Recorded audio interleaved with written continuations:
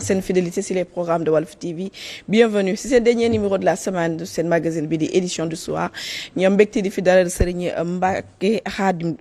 Modou Mbacké Lo nekk secrétaire général fédéral chargé des relations extérieures de la fédération des regroupements religieux et culturels des disciples de Cheikh Ahmadou Bamba Khadim Rassoul. Donc ñu nar a waxtaane le modèle économique mais surtout le modèle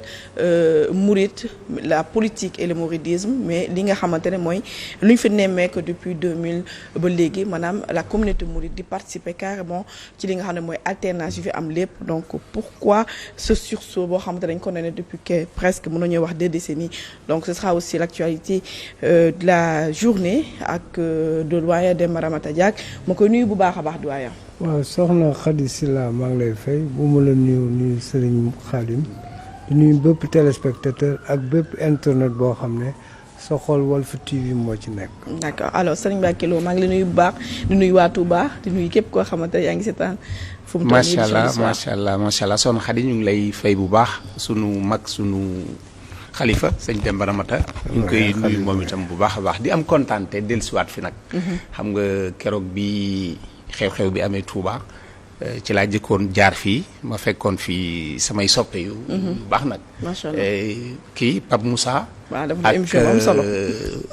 Pape Makhtar. exactement voilà. En tout cas am kontaante bu baax daal. d'accord ci ñëw kër Sidi Lamine Niass di suñu référence. ci lu bëri nag loo xam ne certainement bu ñu duggee ci waxtaan wi du ñàkk ñu dugg ci parce que tànku Sidi ci doxu Sénégal. macha allah daf cee doon lu am solo. d'accord ci kanam lay doon ñu ngi leen di sant bu baax macha allah. jërëjëf sëñ Khadim alors balaa ñu dugg ci waxtaan dañuy def comme ni ñu ko defee chaque jour l'actualité du jour avec notre chroniqueur Demba Ramata Diack. Alors doyen gis nañu tey journée bi l'affaire Barthélémy Dias mën nañu depuis toute la semaine mais tey le préfet jox na ko notification boo xam te il a signé cette notification buy wan ni carrément il est démissionnaire en tant que conseil municipal. mais balaa ñu yëg ci plateau bi gis nañu fële mënoon amale conférence de presse muy hôtel de ville de Dakar mairie de Dakar force de l'ordre yi dañ fa dugg ak force ak violence daal di arrêté conférence de presse même su fekkee ni sax am na recours boo xam ne moom introduire na ko ci ko appel qui lui donne 10 jours quand même yoo xam ne suspendre la décision du préfet. Alors comment analyser cette actualité? waaw Barthélémy fan yële ñu weesu dina nangu nomb bi nga xam ne moom la ngàlloon ci baatam maanaam mooy écharpe maire bi écharpe député xam nga ñoom fii lañ koy def quoi léegi nag mu des beneen écharpe bi mu def ci ceinture bi boobu tamit nangu nañ ko. lan moo waral nangu bi mooy dafa am condamnation bu ko dab maanaam dafa amoon ci wàllu yoon ak xale bu ñuy wax Ndiaga Diouf léegi nag ñu jàpp ne moom moo nekk coupable de coup mortel. léegi nag ci loolu nag lañ ko condamnation bi nag dafa yàgg 2011 la comme lañ ko condamné woon ba 2012 Macky Sall ñëw jël pouvoir comme que yàlla dogoon na jamono yooyu moom Macky Sall mburoog soow la. Macky Sall génne ko def ko ci liste bi. bi mu ko defee ci liste bi mu nekk député bon après ñu bàyyi noonu ñuy dem ba jëmmi jamono aussi ñu réeroo bokkatuñu yoon. Macky Sall nag jël loolu def ko épée de Damoclès maanaam saa ñu ko bëggee tiital wala ñu indil ko ay problème rek ñu tàngalaat loolu di dem 2011 ba 2024 yëpp mi ngi def ay appel ba décembre bii passé mu am ce qu'on appelle la condamnation définitive Cour suprême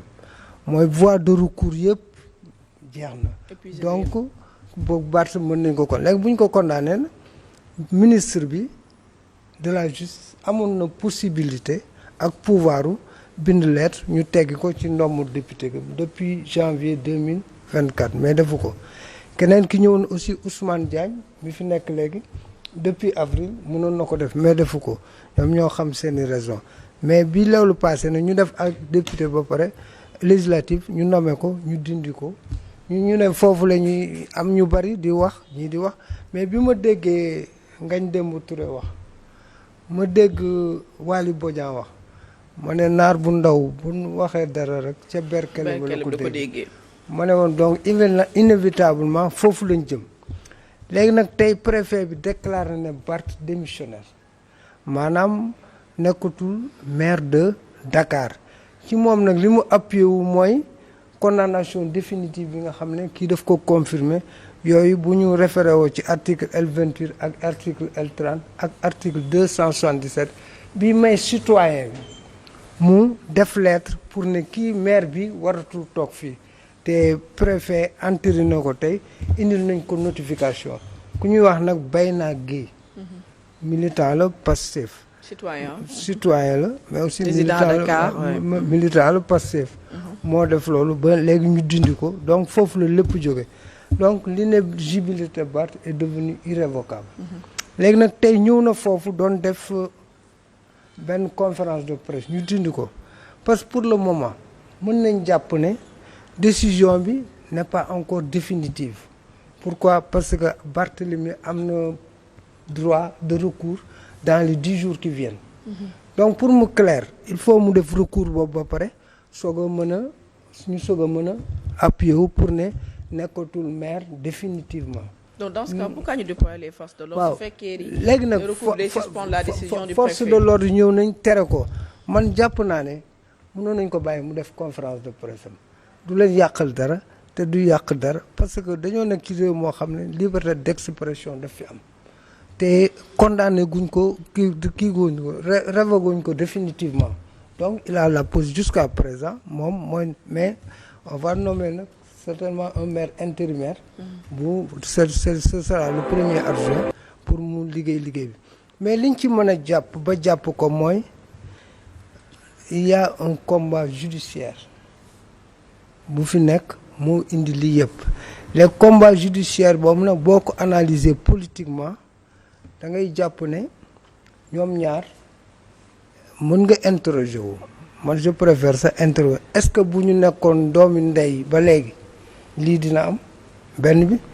est-ce que Ousmane Sonko mi doon wax ne Barthélemy Macky Sall daf ko bëgg a bundu xatal wala daf ko bëgg a nangu poste yi député bi ak maire bi est-ce que Ousmane Sonko moom dafa changer de réflexion wala de conviction wala de combat de principe mais tout compte fait juridiquement am na décision bi elle est légale. mais dans les sens que juridiquement c'est légal. C'est donc légal. Enfreindre benn yoon la non justice. juridiquement pourquoi ñu c'est- bëgg ko c'est- coller à l'image du premier ministre Ousmane non Sonko. juridiquement c'est là mais ça ne nous empêche pas en tant qu'analyste de nous interroger n'est-ce pas madame parce que mën nga xool ne lii kii lu tax mu nangu woon lii mu bañoon lii nangu ko léegi tu peux te poser la question mais tout compte fait man jàpp naa ne nous sommes dans un combat judiciaire qui va connaître son épilogue sous peu de temps léegi nag question bi mooy quel sera bu ñu demee ba cëppaandaw ko quel sera l'avenir de Barth L'avenir politique de Barthélémy Que Dias, Barth. ouais, c'est ça. Parce qu'il des n'est faits plus de maire, son il n'est poste plus député, il n'a pas un champ d'expression démocratique que l'Assemblée. Les résultats de l'élection à Dakar. Des faits aussi de son leadership de maire. Ensuite, dina am aussi yeneen impact sur le plan international parce que foofu dafa am ay ndomb yooyu après day mujj ubbi mënatu nekk maire de Dakar donc mënatu nekk ay kuréel yu maire yore mu nekk seen responsable léegi nag qu'est-ce qu'il veut ça veut dire que bon on a diminué ses forces on l'a un peu fragilisé léegi moom nag son avenir dépend de lui-même de la riposte qu'il va apporter au régime en place sur le plan politique et stratégique léegi moom mooy seet daal nan lay organiser wu ak ñoñam su amee nag une masse critique de population derrière lui day faciliter tâche bi mais ce qui est sûr compte tenu aussi des derniers résultats yi mu am parce que Barth avec ñoom ñëpp bi ñu ko dajalee résultats yi mu am sur le plan national résultats yi Pastef am sur le plan à Dakar moo ëpp yi mu am yëpp sur le plan national donc ça veut dire tout simplement que l'homme a régressé énormément sur le plan de la représentativité léegi nag moom mooy seet bu ñu demee ba cëppaandaw ko ba ñu déchoir ko carrément moom mooy seet la riposte mais ce qui est sûr mooy c'est pas un enfant de cœur Barthélemy il va se battre avec les moyens à sa disposition arrivera-t-il devant l'ogre l'ogre du Pastef, etc. Mais en tout cas, on va vers des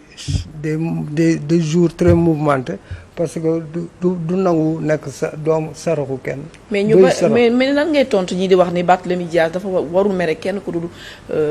l'ancien président Macky Sall bi nga xamante ne daf ko on dit que dafa tombé ci piège maanaam da ko utiliser salir son image jox ko benn notation boo xamante fexe ba diviser ko moom ak waa Pastef mais en contrepartie bu régler bu problème am ba pare jeter ko en pâture. waaw xam nga la politique aussi day am ay alliances yoo xam ne des fois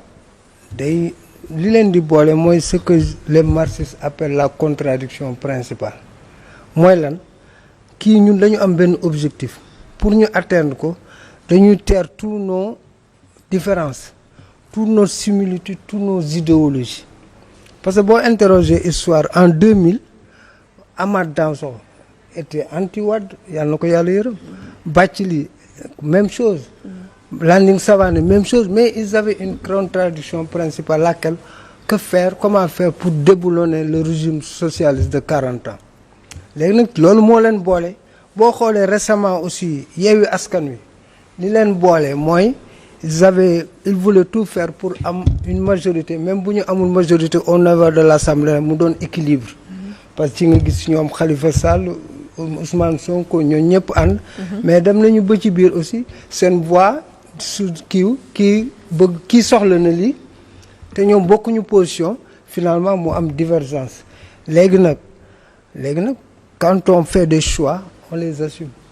su fekkee alliance après c'est des erreurs même ak lu la ci mën di fekk. yow yaa def choix boobu ñoom ñoo defoon choix pour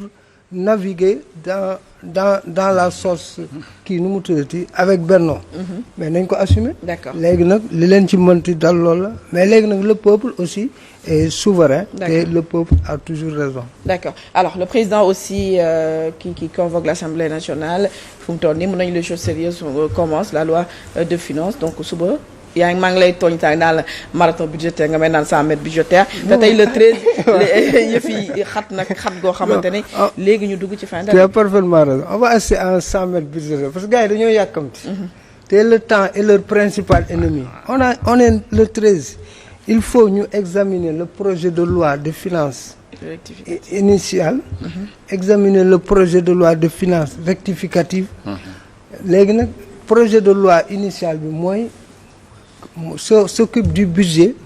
2025 léegi projet de loi rectificative bi nag mooy xoolaat budget 2024 yan correctif lañ ci apporter ak yooyu il y a aussi l'installation de la haute cour de justice il y a aussi l'abrogation de la loi sur l'amnistie donc il y a tellement de choses te ils ont un délai très court on est le 13. tu penses que dinañ ko mën a def ci lu des semaine bi dinañ ko mën ils vont prendre des raccourcis ils sont assez intelligents pour faire ça dinañ ko mën def